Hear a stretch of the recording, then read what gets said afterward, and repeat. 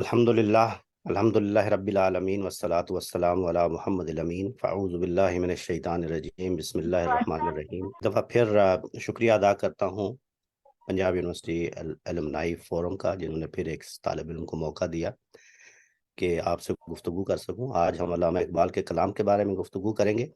और ये पहले मैं एक डिस्क्लेमर छोटा सा देना चाहता हूँ कि ना तो मैं कोई आलिम हूँ, ना स्कॉलर हूँ, और ना ही मेरी कोई ऐसी हैसियत है। मेरे तो उस्ताजुल उस्ताज़ा जो है वो भी अपने आप को एक अदना तालिब इल्म के तौर पर तारुफ कराते हैं। हमारी तो कोई हैसियत नहीं है, लेकिन आप लोगों की हौसला अफजाई है, इज़्ज़त अफजाई है। आपका शुक्रिया अदा करता हूँ कि आपने बार बार जो है वो मौका दिया है मुझे अपने साथ गुफ्तगू करने का। इस तरह की जो नशिस्तें होती हैं उसका बुनियादी मकसद ये होता है कि आपस में हम एक ऐसी गुफ्तगू करें और एक दूसरे से सीखें। तो अल्लामा इकबाल का कलाम पढ़ने की इब्तदा कर रहे हैं हम, इसलिए मैं एक आपके साथ शेयर करता हूँ सबसे पहले कि आज हम क्या पढ़ रहे हैं। ये बाले जिब्रील की सबसे पहली गज़ल है, इसके बारे में आज हम पढ़ेंगे। इसके 5 शेर हैं, कोशिश करूंगा कि ये 5 के 5 आज हम समझ लें और पढ़ लें। उससे पहले मैं 2-3 गुजारिशात आपकी खिदमत में करना चाह रहा हूँ। एक तो ये कि ये चीज़ें जो हम पढ़ते हैं, कलाम पढ़ते हैं, जब किसी का शायरी जब पढ़ते हैं तो उसमें एक चीज़ मद्देनज़र रखनी चाहिए, जो हमेशा मैं अपने जो भी मेरे होती हैं महफिलें आप कह लें या क्लासेस कह लें, उसमें मैं हमेशा ये बताता हूँ कि 3 चीज़ें हमें मद्देनज़र रखनी चाहिए। एक ये कि सबसे पहले हम ये देखें कि जो कलाम हम पढ़ रहे हैं उसमें शेरी हुस्न क्या है, शेरी महासिन क्या है। शेरी महासिन क्या होते हैं कि जो एक कलाम को, यानी कलाम तो वही है, बात तो वही है, ज़बान तो वही है जो हम सब हर रोज़ इस्तेमाल कर रहे हैं, बोलते हैं, लेकिन वो क्या चीज़ है जिसने इतनी असर आफरीनी पैदा कर दी है कि हम उसको लुत्फानंदोज होते हैं उससे, और उससे हाज उठाने में जो है वो हाज महसूस करते हैं वो कलाम पढ़ के या सुन के। तो उसके अंदर शेरी महासिन होते हैं कुछ, जो ये चीज़ पैदा करते हैं, उसके अंदर बहुत सारी खूबियाँ होती हैं। तो सबसे पहले हमें इसी चीज़ को मद्देनज़र रखना चाहिए कि एक कलाम या शेर जब हमारे सामने आया है तो उसको क्या चीज़ है जिसने एक शेर बना दिया है। शेर बना दिया, शेर तो आप भी कह सकते हैं, मैं भी कह सकता हूँ, हर हर शख्स कोई ना कोई शेर जो है वो कह ही सकता है, लेकिन एक आला कलाम कैसे वजूद में आता है और वो क्या लवाजमात हैं, जिन लवाजमात और क्या क्या चीज़ें हैं जो उसको आला कलाम बना देती हैं, इस पे आज हम थोड़ी सी गुफ्तगू करें। इसके बाद दूसरे स्टेप पे ये चीज़ आती है कि अब हम देखें कि उसके अंदर अदबी असालीब क्या है, यानी फनी महासिन क्या है। पहला तो था शेरी महासिन, दूसरा है कि उसके उसके अंदर अदबी महासिन क्या है। इससे मुराद ये होती है कि जैसे इसमें बहुत सारे सनाए बदाए आपने सुने होंगे कि जैसे हम किसी तशबीह इस्तेमाल करते हैं, इस्तिआरा इस्तेमाल करते हैं, इस तरह की बहुत सारी चीज़ें होती हैं ना, जो यानी सनत जिसको कहते हैं, सनत ईहाम है या सनत तरसीह है, या इस तरह की चीज़ें, या लफ़्ज़ नशर का मुरतब होना, गैर मुरतब होना, ये चीज़ें हैं। तो ये इसको कहते हैं फ़नी इस्तिलाहात या फ़नी असालीब। इसके बारे में भी हम थोड़ा सा देखेंगे कि कलाम के अंदर वो क्या चीज़ें हैं, वो क्या खूबियां हैं जो अदबी तौर पर उसको एक आला कलाम बना देती हैं। और तीसरे नंबर पे जाके फिर हम उसको देखेंगे कि उसका पैगाम क्या है, यानी वो बात क्या है, वो फलसफा क्या है जो एक शायर जो है वो बात पहुंचाना चाहता है, वो चीज़ क्या है। ये तीसरे नंबर पे मैंने इसलिए कही है कि बिलअमूम हम ये करते हैं कि किसी शायर का जब कलाम पढ़ते हैं तो उसको पहले कदम पर ही हम रद्द कर देते हैं और कहते हैं कि ये तो फलां बिद्दत हो गई या कुफ्र हो गया, या इस शायर ने तो ये जो मतलब ऐसी बात कर दी कि जो मेरे अकायद के खिलाफ है। तो ये बहुत जल्दी नहीं करनी चाहिए इसमें। एक शायर जब कोई कलाम कहता है तो सबसे पहले हमें इन मराहिल से गुजरना चाहिए। सबसे पहले हमें देखना चाहिए कि क्यों, वो क्या बात है जिसको उसने इस अंदाज से बयान कर दिया है कि वो शेर बन गया है। मैं दोबारा बता रहा हूँ, शेर बन जाना महज कोई मामूली चीज़ नहीं है। यानी शेर तो आप भी मैं जो अभी जो अल्फाज बयान कर रहा हूँ ये उसी जबान के अल्फाज हैं जिसमें हम अभी शेर पढ़ेंगे। तो महज अल्फाज का इस्तेमाल या उस कुछ शेर के लवाजमात होते हैं, वो लवाजमात पूरे कर देना ये शेर बना देता है, ये काफी नहीं है। एक शेर को शेर बना देना, यानी इस एक शेर को एक आला कलाम बना देना, ये है असल चीज कि उसके अंदर वो असर आफरीनी या उसके अंदर वो वजदानी कैफियत जो पैदा होती है वो क्या होती है। तो इसको सबसे पहले कदम पे हमें देखना चाहिए और हाथ उठाना चाहिए, लुत्फ उठाना चाहिए। कोई शेर कैसा ही हो, सबसे पहले उसको हमें यही देखना चाहिए कि वो कितना, उसके अंदर असर कितना है। وہ کتنا اثر انداز ہوا ہے میرے اوپر، اس نے میرے وجود کے اوپر کیا واردات ہیں جو کیے ہیں.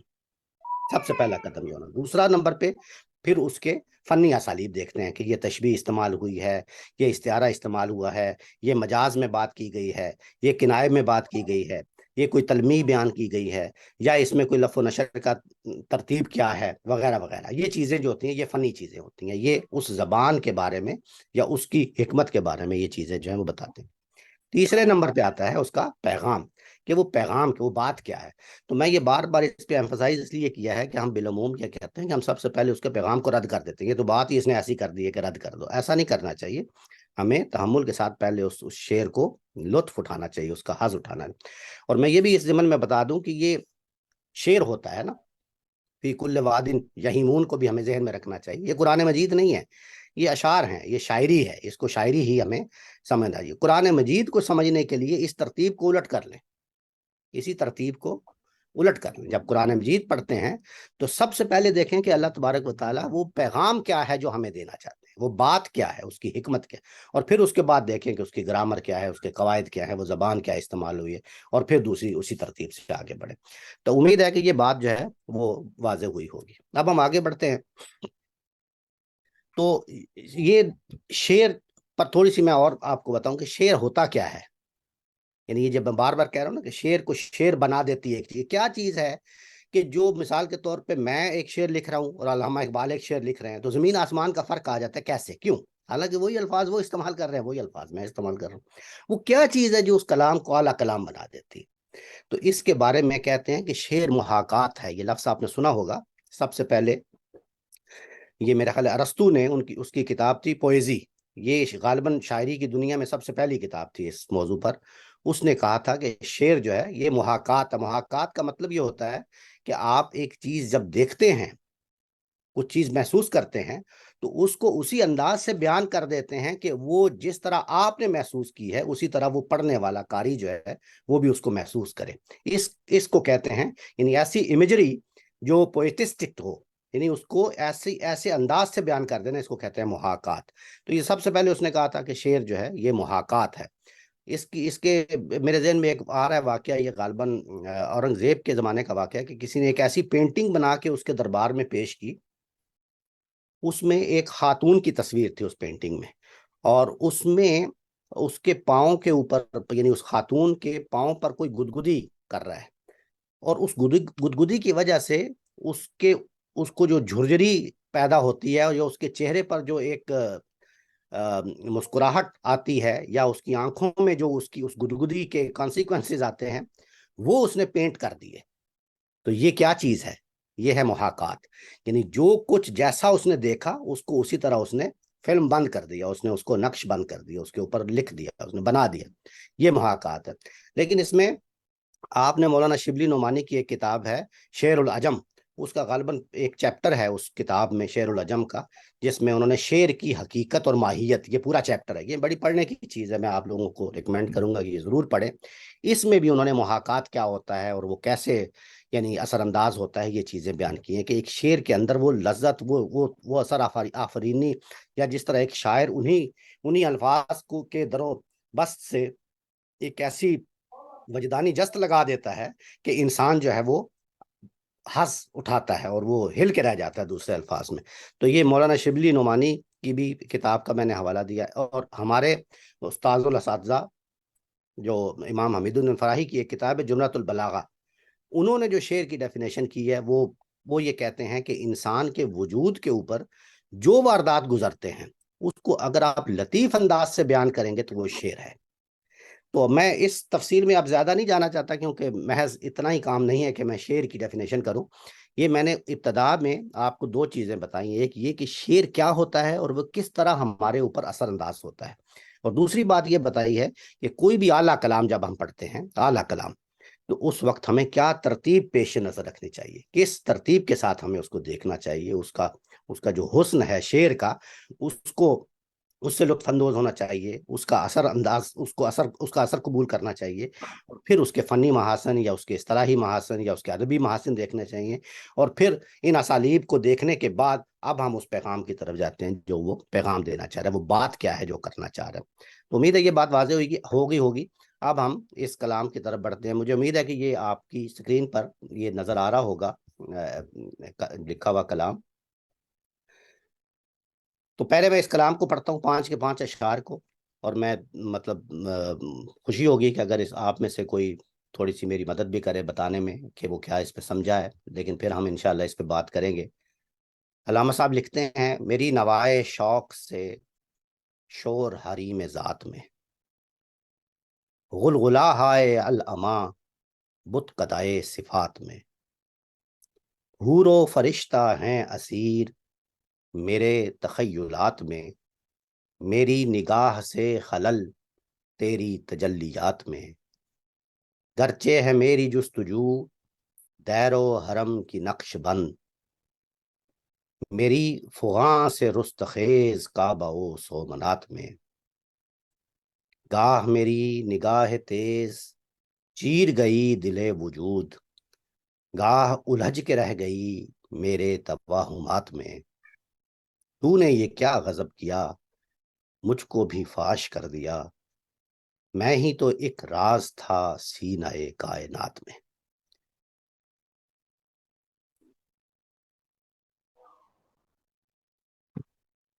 آپ کی خاموشیاں مجھے لگ رہی ہیں کہ اس کلام نے آپ پہ کافی اثر کیا ہے. تو چلیں ابتدا کرتے ہیں. مجھے روک لیجئے گا, مجھے عام طور پہ اچھا لگتا ہے اگر انٹریکٹیو گفتگو ہو. آپ اگر کوئی لفظ سمجھ نہیں آئے یا اپنی طرف سے آپ کوئی بات ایڈ کرنا چاہیں, بتانا چاہیں, تو مجھے کسی لمحے بھی آپ روک دیں. میری نوائے شوق سے شور حریم ذات میں. نوائے شوق, نوا کہتے ہیں آواز کو, میرے شوق کی آواز. شوق کی آواز کا کیا مطلب ہے؟ یعنی میری طلب کی آواز جو ہے اس نے حریم ذات میں شور برپا کر دیا ہے. حریم ذات, ذات سمجھتے ہیں نا, ذات یعنی ذات باری تعالیٰ. ذات باری تعالیٰ کا جو حرم ہے, اس کا جو حریم ہے, وہاں پہ میری گفتگو نے, میری نوائے شوق نے ایک شور مچا دیا ہے. یہ نوائے شوق کیا ہے؟ یہ نوائے شوق یہ ہے کہ میں ذات کا دیدار چاہتا ہوں, میں ذات کو دیکھنا چاہتا ہوں. میرا شوق ہے کہ میں اس کو دیکھوں, میں اس کا دیدار کروں. یہ میرا شوق ہے, میری نوائے شوق نے. لیکن ذات کی طرف سے یہ اصرار ہے کہ نہیں, تم مجھے دیکھ نہیں سکتے, اور اگر دیکھ نہیں سکتے تو پھر تم مجھے کیسے سمجھو گے؟ سمجھنا تو ہے, کیسے سمجھو گے؟ تو وہاں سے یہ اصرار ہے کہ تم مجھے میرے صفات کے ذریعے سمجھو, ذات کے ذریعے نہیں, میری صفات سے مجھ کو سمجھو. تو آپ یہ سمجھیں کہ, اور یہ بڑا پرانا مسئلہ ہے, یہ علامہ اقبال کا نہیں قدیم مسئلہ ہے, کہ ادھر سے اصرار ہے کہ ہم دیدار کرنا چاہتے ہیں, زیارت کرنا چاہتے ہیں ذات کی, اور ادھر سے یہ اصرار ہے کہ نہیں, تم صرف تمہارے حدود جو ہیں وہ صفات تک پہنچ سکتے ہیں, ذات تک نہیں. تو یہ جو دونوں نقطہ ہے نظر ہیں, ان کا جو تکرار ہے, اس تکرار کو اگر ایک جذباتی انداز میں آپ لیں کہ ایک نوائے شوق ہے, ایک انسان ہے جس کی محبت بھری طلب ہے, اور ادھر سے اصرار ہے کہ نہیں تم نہیں دیکھ سکتے, اگر اس کو ایک جذباتی انداز میں لیں تو یہ اعلیٰ کلام وجود میں آ جائے گا. یعنی یہ بات وہی ہے جو میں بات بیان کر رہا ہوں, بات اتنی ہے. لیکن یہ جو علامہ صاحب نے مصرع لکھ دیا ہے, شاید اس سے بہتر مصرع شاید ہی کوئی تخلیق کر سکے. یعنی اس پورے مضمون کو, مضمون کیا ہے وہ سمجھ گئے ہیں نا آپ. مضمون خالی اتنا ہی ہے, آپ یوں کہہ لیں کہ تصوف, آپ کہہ لیں تصوف کا مضمون ہے کہ وہ اللہ تعالیٰ کا دیدار چاہتے ہیں. یعنی ایک شیخ جو ہے, ایک سالک جو ہے, وہ خدا پاک کا دیدار چاہتا ہے, اس کا دیدار کرنا چاہتا ہے. لیکن ادھر سے کیا اصرار ہے کہ نہیں, تم میرا دیدار نہیں کر سکتے, تم نہیں دیکھ سکتے ہو مجھے, لہذا تم صفات کی حد تک رہو. تو اب دیکھیں کیسے اس کو اس پورے مضمون کو کیسے شعر کیا ہے, اس کو شعر کیسے بنا دیا ہے. میری نوائے شوق سے شور حریم ذات میں. تو اب جب میں نے یہ میری نوا آئی ہے ادھر سے طلب کی, تو حریم ذات میں شور مچ گیا ہے. یہ کون ہے نا, کچھ جو سمجھا تو میرے شکوے کو رضواں سمجھا, مجھ کو جنت سے نکالا ہوا انسان سمجھا، تو وہاں پہ ایک طرح سے شور برپا ہو گیا کہ کون ہے یہ، کس کی ضرورت، یہ کون ہے جو یہ بات کر رہا ہے، شور برپا ہو گیا حریم حریم حریم کے لفظ میں دیکھیں آپ ذرا، یعنی ایسا نہ سمجھے کہ یہ ایسے ہی علامہ اقبال نے ایک لفظ اٹھایا اور اٹھا، نہیں نہیں نہیں نہیں، یعنی یہی چیز ہے جو اعلیٰ کلام بناتی ہے، اس ایک لفظ نے وہ ساری بات کھول دی ہے کہ وہ حریم ہے، یعنی کوئی کسی کا کوئی پار مارنے کی ضرورت نہیں ہے وہاں پہ، اور اس حریم کے باہر جو دربان ہیں وہ ان کے یہاں شور مچ گیا ہے، یہ کون ہے یہ گستاخی کر رہا ہے۔ اور دوسرا مسئلہ دیکھیں، غلغلہ ہائے العما، العما سمجھتے ہیں نا، العما الحفیظ، پناہ پناہ پناہ چاہیے، پناہ چاہیے، غلغلہ ہائے العما، العما کا غلغلہ مچ گیا، یعنی شور، غلغلہ اور شور ایک ہی چیز ہے۔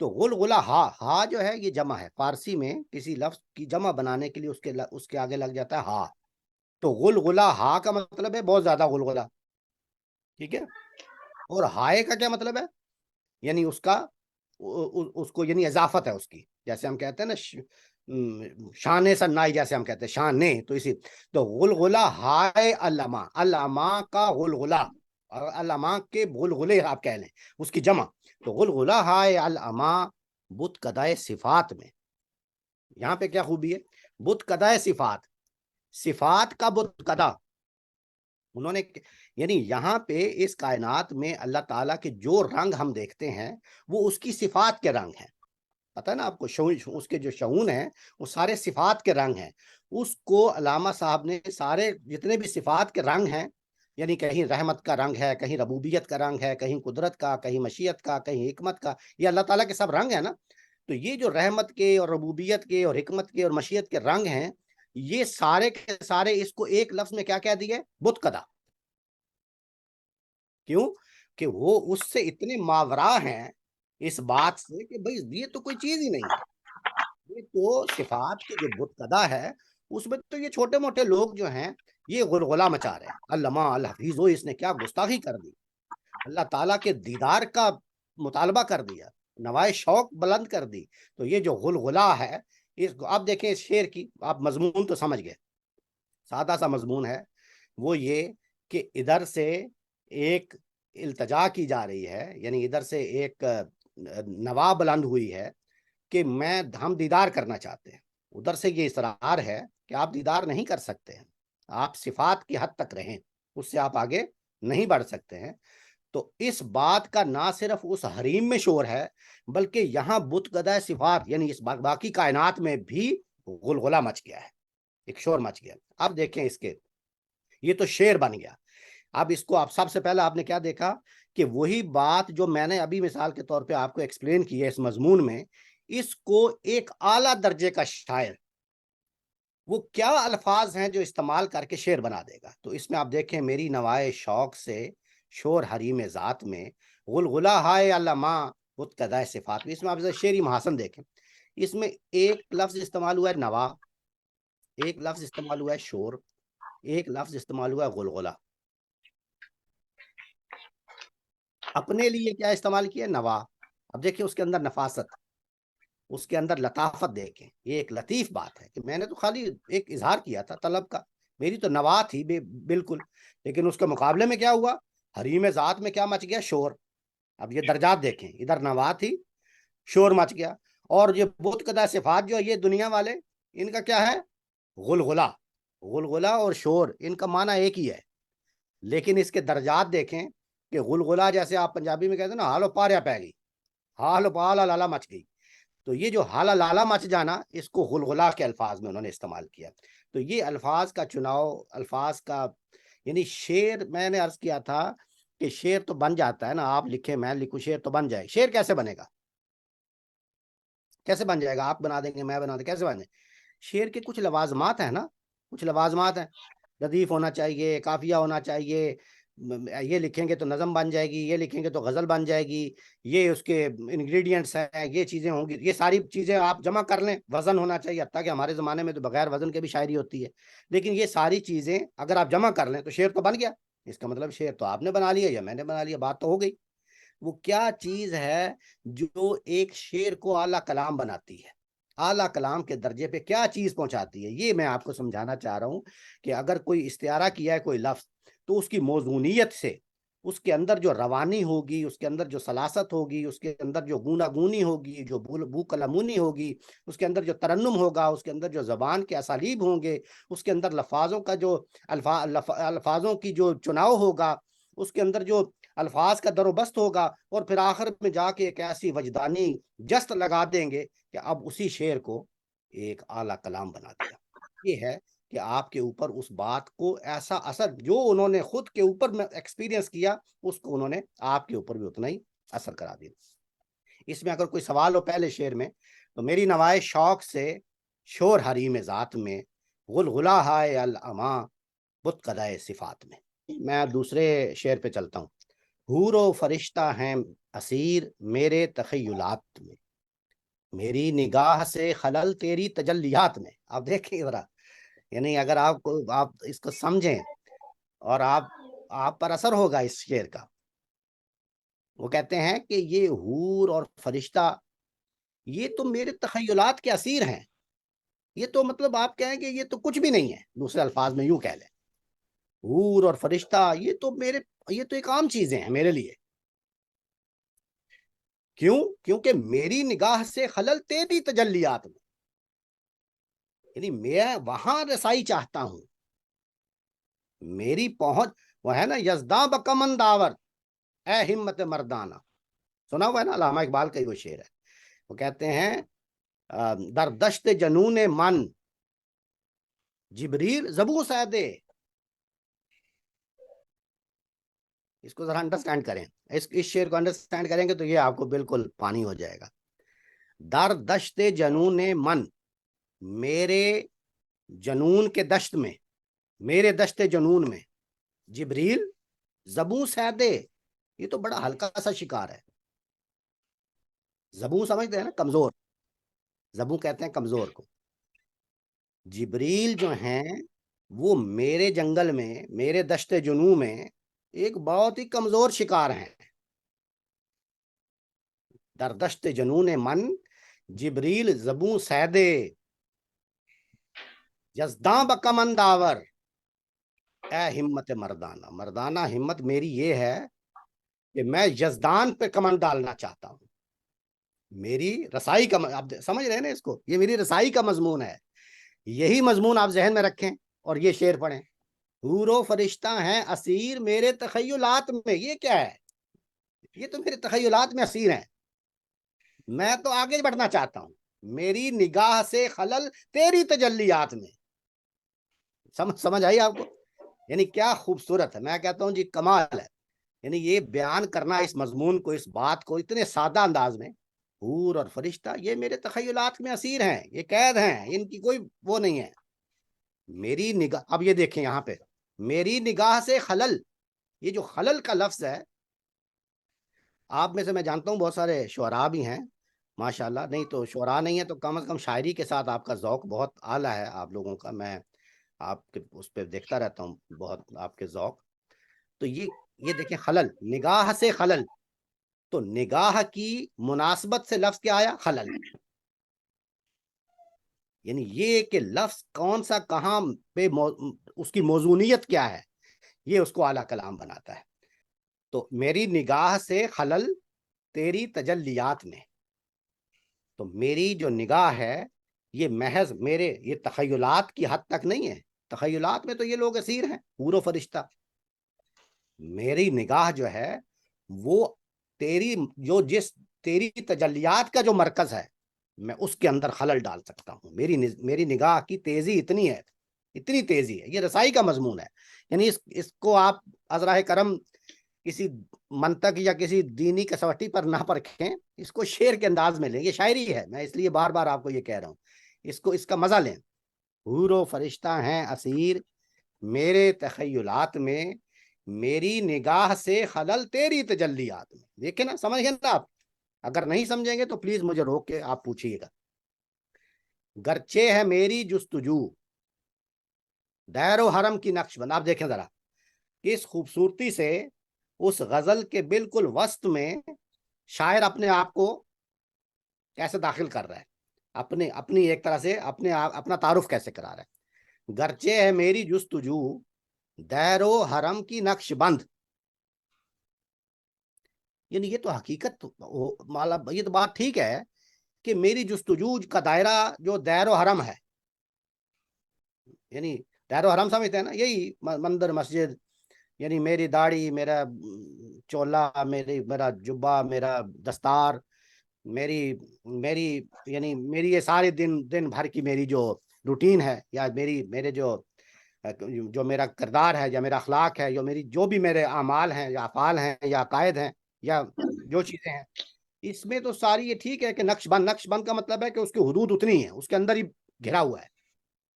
یعنی یہ تو ٹھیک ہے کہ میری جستجو دیر و حرم کا لفظ استعمال کر کے اس نے اصل میں یہ احاطے کا مضمون ہے، اس نے وہ ساری چیزوں کو احاطہ کر لیا ہے جو آپ کی مذہبی نوعیت کی چیزیں ہیں، جو آپ کی علمی نوعیت کی، مذہبی نوعیت کی، اخلاقی نوعیت کی چیزیں، اس کو ایک لفظ میں اس نے بند کر دیا. اور کہتا ہے کہ گرچہ ہے میری جستجو دیر و حرم، یعنی یہ بات تو ٹھیک ہے کہ میری جستجو تو اتنی ہے، یعنی آپ کہہ لیں کہ میں فقہی جستجو ہے یا کلامی جستجو ہے، ٹھیک ہے نا، تو بات تو اتنی ہے. نقش بند تو گرچہ ہے میری جستجو دیر و حرم کی نقش بند، میری فغاں سے رستخیز کعبہ و سومنات میں. رستخیز کہتے ہیں قیامت، اور فغاں کہتے ہیں میری فریاد، میرا نالا، میری فریاد سے یا میرے نالے سے یا میری آواز سے کعبہ اور سومنات کے اندر قیامت برپا ہو جائے. اس کا مطلب کیا ہے کہ میں اس کو میری جو میرا اندر ہے، جو میری جو طلب ہے، وہ ان چیزوں کو توڑ دینا چاہتی ہے. وہ یعنی یہ میری رسائی نہیں ہے محض. یہ بات صحیح ہے کہ بظاہر میرا یہی لگتا ہے کہ میری جو جستجو ہے وہ دیر و حرم کی نقش بند ہے، وہ پابند ہے، یعنی یوں کہہ لیں کہ پابند سلاسل مذہبیات ہے، پابند سلاسل فقہ و کلام ہے. لیکن میری جو فغاں ہے، میری جو آواز ہے، اس کی رسائی اس سے کہیں آگے ہے. اس کو تو قیامت برپا کر دے کعبہ و سومنات میں. تو اس میں آپ دیکھیں الفاظ کا چناؤ دیکھیں. نقش بند یعنی ایسا لفظ استعمال کیا ہے کہ اس سے بہتر غالباً کوئی لفظ نہیں. ایک یہ دیکھو دیر و حرم، اوپر لکھا دیر و حرم اور نیچے لکھا کعبہ و سومنات. دیر و حرم، کعبہ و سومنات، یہ ایک ہی چیز ہے، یعنی ایک ہی چیز کو بیان کرنا چاہتے ہیں، لیکن اس کو دہرایا نہیں ہے. ایک ایسے الگ الفاظ استعمال کیے ہیں کہ اس کو اپنا ہی ایک انداز ہے. اس میں بھی آپ دیکھیں، اگر آپ چاہیں تو میں آپ کو یہاں پہ ایک ادبی، ابھی تک ہم نے بہت کم ادبی اصطلاحات یا ادبی اسالیب پہ بات نہیں کی ہے، ہم صرف شعری محاسن پہ بات کر رہے ہیں تاکہ وقت ہمارے پاس چونکہ جتنا ہے میں سارا کمپلیٹ کرنا چاہتا ہوں اس میں. لیکن میں ایک چیز آپ کو بتاؤں، ایک چیز آپ نے پڑھی ہوگی، لف و نشر مرتب، لف و نشر غیر مرتب.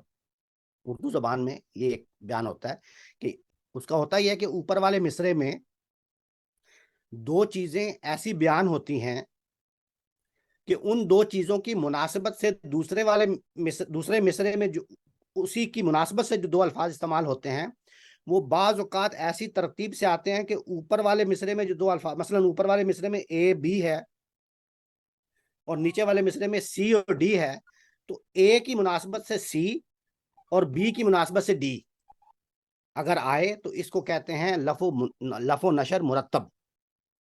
اور اگر یہ کراس ہو، یعنی اے کے مقابلے میں ڈی اور بی کے مقابلے میں سی ہو، تو اس کو کہتے ہیں لف و نشر غیر مرتب. میں آپ کو ایک مثال دیتا ہوں پھر آپ کو سمجھ آئے گی. اس کو ذرا توجہ سے سنیے گا، کیونکہ اس مثال کے بعد میں ایک اور شعر سناؤں گا اور وہ میں آپ لوگوں سے سوال کروں گا کہ آپ اس کو حل کریں گے، اس لیے توجہ سے سنیے. ایک سب آگ، ایک سب پانی. اوپر والے مصرے میں دیکھیے، ایک سب آگ، ایک سب پانی، دیداؤ دل عذاب ہیں دونوں. ایک سب آگ، ایک سب پانی، دیداؤ دل عذاب ہیں دونوں. اوپر والے میں کیا آیا؟ آگ اور پانی، اور نیچے والے میں کیا آیا؟ دیداؤ دل. اوپر پہلے کیا تھا؟ آگ، بعد میں کیا تھا؟ پانی، نیچے پہلے کیا ہے؟ دیدہ. دیدہ کیا ہے؟ آنکھیں. دل کیا ہے؟ اب دل سے کیا مراد؟ دل میں کیا ہے؟ آگ، اور دیدہ میں کیا ہے؟ پانی، یعنی آنسو. تو یہ لف و نشر کیا ہے؟ ذرا ان میوٹ کر کے جلدی سے بتائیں جی. ان میوٹ کر کے بتا دیں.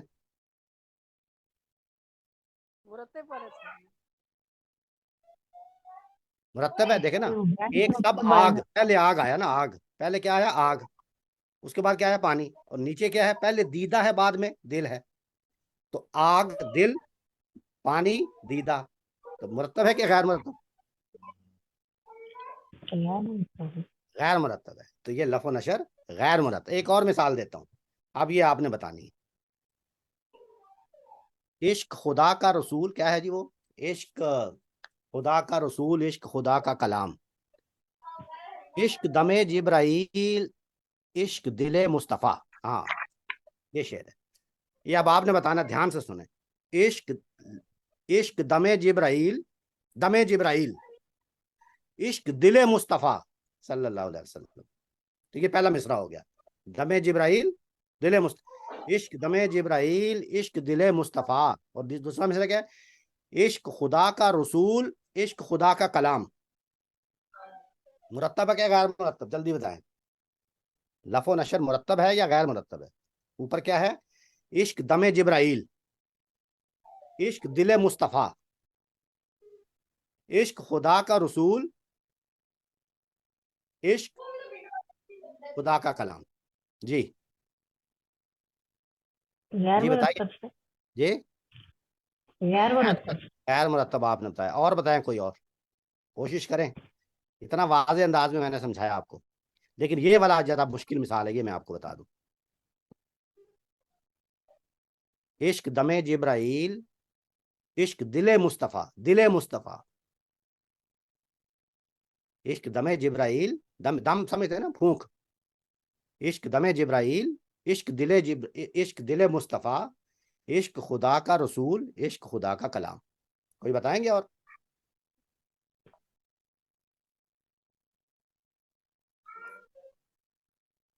چلے میں بتا دیتا ہوں. یہ مرتب ہے, غیر مرتب نہیں ہے, یہ مرتب ہے. آپ سنیں کیسے. بظاہر یہی لگتا ہے کہ یہ غیر مرتب ہے. کیوں؟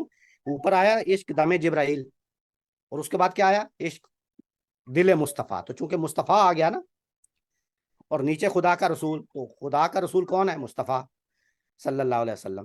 تو یہ بظاہر ایسے لگتا ہے جیسے غیر مرتب ہے. تو یہ غیر مرتب نہیں, مرتب ہے, کیونکہ یہاں پہ خدا کا رسول جو ہے وہ جبرائیل کو کہا گیا ہے.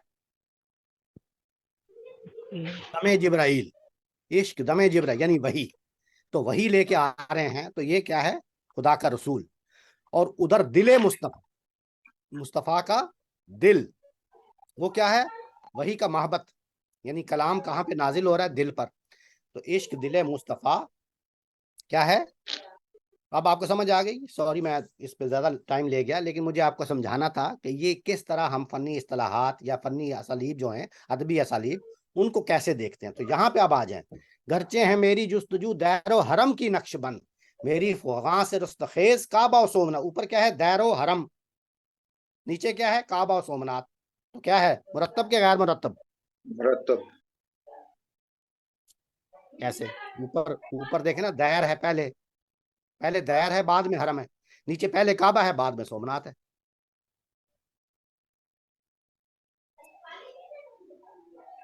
دیر کے نیچے اگر آتا سومنات اور حرم کے نیچے آتا کعبہ, پھر ہوتا مرتب. یہ غیر مرتب, یہ غیر مرتب ہے, دیر و حرم اور کعبہ. یعنی ہاؤ, یہ تو ہم نے ضمنی طور پہ پڑھا. آگے بڑھتے ہیں. اس شعر کی سمجھ آ گئی آپ کو, گرچہ ہے میری جستجو دیر و حرم کی نقش بند, یعنی یہ تو حقیقت ہے کہ میری جو جستجو ہے یا میرا سارا جو زندگی ہے, یہ دیر و حرم کی نقش بند ہے. یعنی میں وہی مولوی ہوں, وہی میں دینی آدمی ہوں, وہی میرا رہن سہن وہی ہے, فقی کلامی. لیکن میری فغاں سے رستخیز کعبہ و سومنات میں یہ قیامت برپا کر دے میری ایک آواز. کون سی آواز؟ وہی والی, اوپر والی, نوائے شوق. تو میری جو نوائے شوق ہے, یا میرا جو فغاں ہے, میرا جو نالا ہے, میری جو فریاد ہے, یہ کعبہ و سومنات میں قیامت برپا کر دے. اس سے بہت آگے کی چیز ہے. تو وہ اوپر والے اشعار میں وہ انہوں نے بیان کر دیا کہ آگے کی چیز کیسے ہے. تو آگے بڑھتے ہیں. گاہ میری نگاہ تیز چیر گئی دل وجود, گاہ الجھ کے رہ گئی میرے توہمات میں.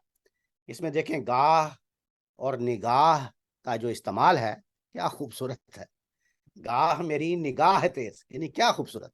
یہ ہے الفاظ کا چناؤ. گاہ کا مطلب ہوتا ہے کبھی. گاہ کا تو پتا ہے نا آپ کو، ہم اردو میں بھی استعمال کرتے ہیں گاہے بگاہے. گاہے بگاہے یعنی کبھی کبھار. گاہ ہے، گاہ گاہ گاہ بڑا عام استعمال ہوتا ہے، فارسی کا یہ لفظ ہے گاہ. ہے نا، گاہ آرا بتار کے سرے زکریا کشیم، ہے نا. یا گاہ تیغ بر حسین کشت کر بلائے ماں، گاہ چاشنی زہر بہل کے حسن کشیم. یہ ہے نا، یہ گاہ گاہ کا استعمال. تو گاہ میری نگاہ تیز، کبھی تو ایسا ہے کہ میری نگاہ تیز چیر گئی دل وجود.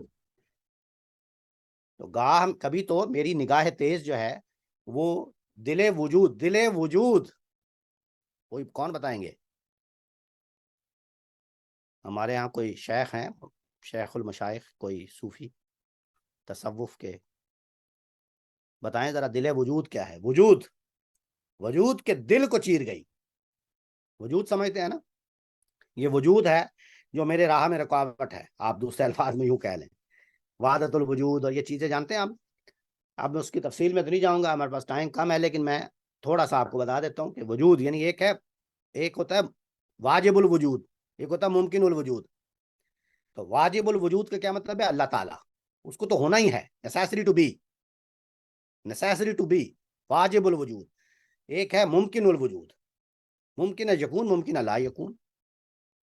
وہ کیا ہے؟ وہ ہم آپ ہیں، یہ کائنات ہے. ٹھیک ہے، یہ ہم کیا ہیں؟ یہ اعتباری وجود ہے. تو یہ وجود کیا ہے اس کو سمجھیں. یہ محض ایسے نہیں جو آپ دیکھتے ہوں گے بہت سارے ایسے تراجم ہوئے، یہ وہ چیز نہیں ہے. دل وجود، اب دیکھیں کس کو کہا ہے وجود. ایک ہے کہ جب، اگر آپ کی دلچسپی ہوگی تو میں اس تفصیل میں جاؤں گا، لیکن ورنہ میں نہیں جاؤں گا، کیونکہ اللہ تعالیٰ کی ذات جو ہے وہ ایک ایسے مرتبے میں ہے جو مرتبہ لا تعین میں ہے. تو مرتبہ لا تعین سے وہ تعینات قبول کرتی ہے. وہ ذات تعینات قبول کرنے کے لیے وہ اس مرتبے سے تنزلات اختیار کرتی ہے. اور یہ ہمارے صوفیاء کرام کی مشہور اصطلاح ہے تنزلات ستہ. وہ 6 سٹیپس ہیں، 6 سٹیپس. اور جو 7واں سٹیپ ہے، 7واں جو تنزل ہے، اس میں یہ کائنات آپ کو نظر آتی ہے. یہ جو کائنات، یا انسان، یہ چاند سورج ستارے، یہ جو کچھ بھی آپ کو نظر آ رہا ہے، یہ اصل میں اس ذات کا 7واں تنزل ہے. تو وہ جو ہے وہ پہلے جو جس مقام پہ تھی، جس مرتبے پہ تھی، اس کو مرتبہ لاہوت کہتے ہیں. ٹھیک ہے، وہ عدم تعین کا مرتبہ ہے، وہاں پہ کوئی وجود نہیں ہے. تو جب اس نے تعینات اختیار کیے تو وہ وجود کہلاتا ہے. یہ تھوڑی ٹیکنیکل چیزیں، آئی تھنک آپ کو پتہ نہیں دلچسپی ہے اس میں یا نہیں، لیکن بہرحال میں نے آپ کو تھوڑا سا بتا دیا کہ وجود سے کیا مراد ہے. یہ محض وجود وہ والا نہیں ہے ایگزسٹنس جو عام طور پہ آپ کو نظر آتا ہوگا. گاہ میری نگاہ یہ دیکھیں پھر وہی رسائی کا مضمون ہے جو اوپر اشعار میں بتایا نا کہ میری رسائی کہاں ہے. میری نگاہ تیز، اب دیکھیں نگاہ تیز کا کیا خوبصورت لفظ ہے. اور پھر آگے کیا ہے؟ چیر گئی. نگاہ تیز چیر گئی، یہ نا تیر نظر دیکھیں گے تو تیر نظر، نگاہ کا خلل، نگاہ کا چیر دینا، یہ سارے وہ الفاظ ہیں جو بالکل موزونیت کے اعتبار سے جو بات بھی پوری بیان کر دیں اور زبان میں بھی بڑے عام ہوں، عام فہم ہوں. تو گاہ میری نگاہ تیز چیر گئی دل وجود، اور کبھی کبھار کیا ہوا؟ گاہ الجھ کے رہ گئی میرے توہمات میں. کبھی وہ میرے ہی توہمات میں الجھ کے رہ گئی، کبھی وہ اس کی رسائی وہاں پہ نہیں ہو سکی جہاں پہ وہ پہنچنا چاہتی. وہ کہاں پہ ہے؟ وہی خلل تیری تجلیات میں، تیرے مرکز تجلیات کو چیر دینا چاہتی ہے، وہاں خلل کرنا چاہتی ہے. آئی ہوپ کہ دس از کلیئر، ورنہ بعد میں سوال آپ کیجیے گا. آخری شعر دیکھیے، تو نے یہ کیا غضب کیا مجھ کو بھی فاش کر دیا، میں ہی تو ایک راز تھا سینہ کائنات میں. اس کا مطلب جانتے ہیں کیا ہے؟ یہ بڑا گہری گہری چیز ہے اور کمال ہے.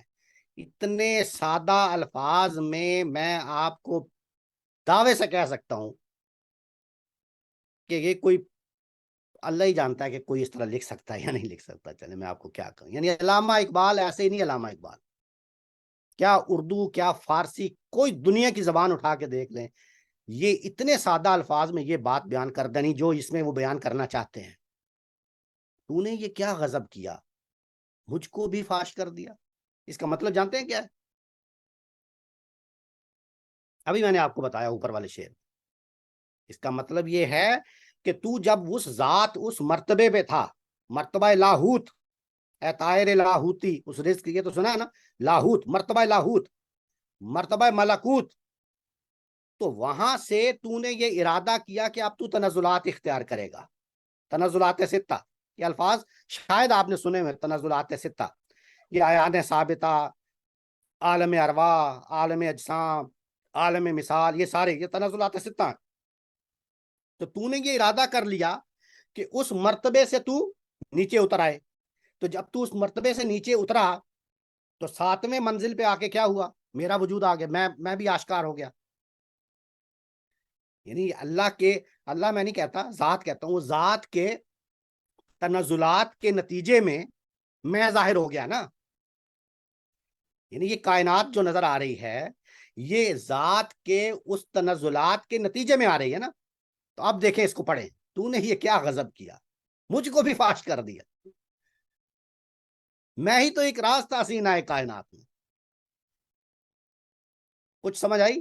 وہ اچھا وہ شعر سنیں پھر آپ کو سمجھ آئے گی. وہ آپ سنا ہے نا آپ نے، نہ تھا کچھ تو خدا تھا، سنا ہوا کہ نہیں؟ نہ تھا کچھ تو خدا تھا، کچھ نہ ہوتا تو خدا ہوتا، ڈبویا مجھ کو ہونے نے، نہ ہوتا میں تو کیا ہوتا. یہ بڑا شعر آپ نے سنا ہوا، یہ زبان زدیاں. اس کا پتہ ہے کیا مطلب ہے؟ نہ تھا کچھ، جب کچھ نہیں تھا تو کیا تھا؟ خدا تھا. یعنی کچھ نہ ہونا، عدم وجود، جب کچھ نہیں ہے تو کیا ہے؟ خدا. ٹھیک ہے، نہ تھا کچھ تو خدا تھا، اور اگر کچھ نہ ہوتا تو کیا ہوتا؟ خدا ہوتا نا. تو اس کا مطلب ہے کچھ نہ ہونا از اکول ٹو خدا. کچھ نہ تھا کچھ تو خدا تھا، کچھ نہ ہوتا تو خدا. اس کا مطلب ہے کچھ نہ ہونا از اکول ٹو خدا ہونا. یہاں تک سمجھ آ گئی نا؟ آپ دوسرا مثال دیکھیں، نہ ہوتا میں، ڈبویا مجھ کو ہونے نے، ڈبویا مجھ کو ہونے، نہ ہوتا میں تو کیا ہوتا؟ کیا ہوتا؟ آپ بتائیں کیا ہوتا؟ کچھ نہ ہونا از اکول ٹو، یعنی اگر میں نہ ہوتا تو خدا ہوتا. یہ بات آپ کو سمجھ آئی کہ نہیں آئی؟ آپ اس شعر کا بھی حاض اٹھائیں. واہ کیا غالب، غالب از آلسو غالب. دبویا مجھ کو ہونے نے. آپ یار یہ پڑھیں، یہ شعر، یہ دونوں شعر ملا کے پڑھیں. تو نے یہ کیا غضب کیا، مجھ کو بھی فاش کر دیا، میں ہی تو ایک راز تھا سینہ کائنات. اب آپ سمجھیں اس پورے کے پورے وحدت الوجود کے فلسفے کو مد نظر رکھیں اور پھر یہ پڑھیں اور پھر یہ اس کو سمجھیں اور اس کا حاض اٹھائیں، اس کو لطف اس کا اٹھائیں کہ تو نے یہ کیا غضب کیا، مجھ کو بھی فاش کر دیا. یعنی تو نے یہ ارادہ کیا تنزلات اختیار کرنے کا، اور یہ سارے مراحل طے کیے، عیان ثابتہ، عیان اجسام، عالم اجسام، عالم ارواح، عالم بسیط، یہ ساری چیزیں جو آتے آتے کائنات بن گئی نا. تو کائنات بنی کا کیا مطلب ہے؟ میں آشکار ہو گیا. تو نے یہ کیا غضب کیا، مجھ کو بھی فاش. وآخر دعوانا ان الحمد للہ رب العالمین.